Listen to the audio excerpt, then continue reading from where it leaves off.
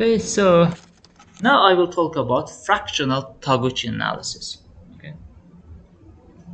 The fractional Taguchi analysis is that if you go with the full factorial for this experiment, which has 1, 2, 3, 4, 5, 6, and 7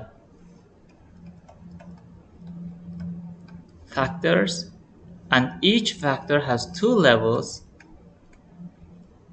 okay, then you will need 2 to the power of 7 or 128 runs. If you go with a fractional one, you will just need 8 runs. Okay, this is Taguchi.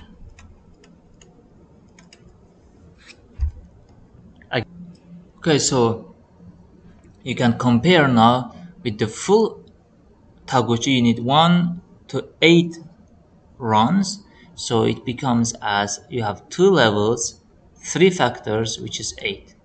But for fractional one, you just need 4 runs. Main idea here is that so it gives you almost the same amount of information.